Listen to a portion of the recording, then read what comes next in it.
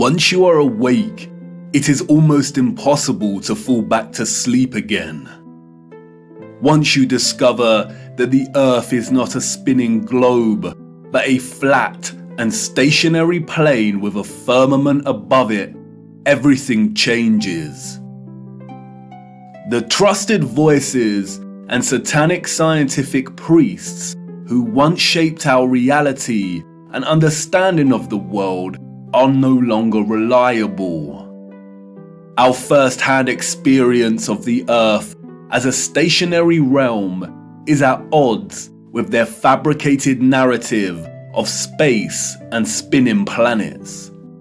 The scarring of our land and the barbaric mining of Earth's once majestic giant trees is at odds with the history books and geological narrative. And the awake are left wondering, what on earth happened? If they've lied about the Earth, space, and the destruction of our flat realm, then how can we trust the official, mainstream historical narrative? The historical narrative, like the heliocentric model, does not make sense. It doesn't add up. And all it takes is a closer examination, and their lies, which have governed our understanding of history and the world since our birth, begin to fall apart. Let's stir the mind with a few contemplations.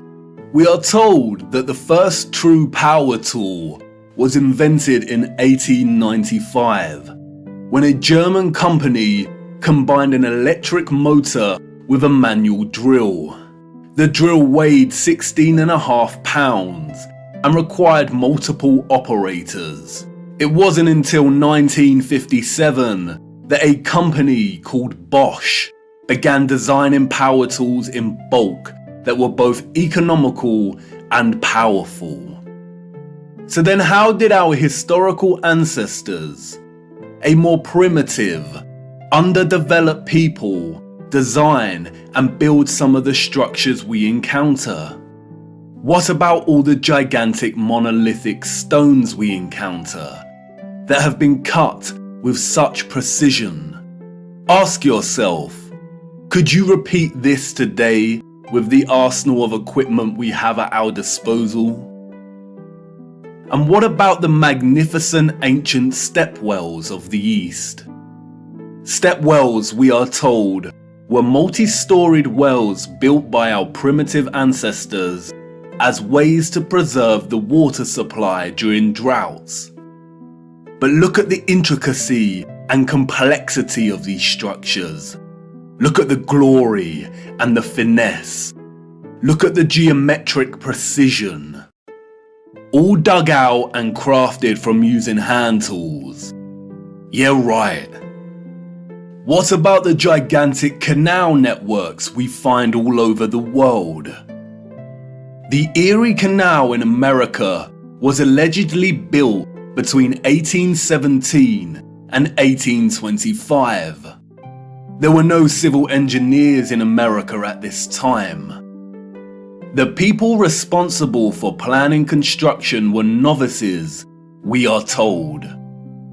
The canal is 12 meters wide and 4 meters deep. The Erie Canal spans 363 miles. But this was not just a case of digging each day for the Irish immigrants and their oxen companions. They had to fell hundreds of trees as they passed through the virgin forest. They had to build complicated aqueducts and locks, and they had to pass through the Niagara Escarpment, an 80-foot high wall of hard limestone. They had to use black powder to blast through this, we are told, as dynamite had yet to be invented. The canal spans 363 miles and was constructed over an 8-year period.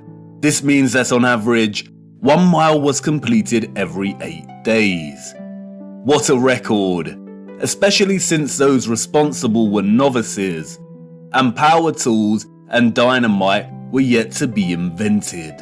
I can tell you now, The so-called early settlers of the Americas did not build these canal systems. And what of the grand and magnificent castles scattered across our realm? Did you know that most were designed and constructed without plumbing systems and methods to heat rooms properly?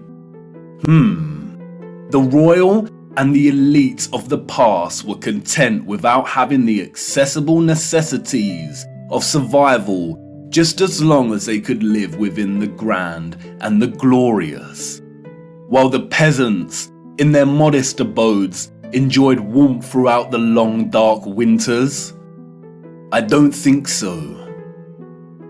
And of course, there is the impossibility of the Great Giza Pyramid Complex. The pyramids, we are told, were constructed somewhere around 2500 BC. The Great Pyramid itself consists of 2.3 million blocks of limestone and granite, and its overall structure weighs 6 million tons. The largest granite stones weigh between 20 and 80 tons each. 20 tons is 20,000 kilograms. These blocks were carved from quarries with copper chisels and allegedly transported from 800 kilometers away.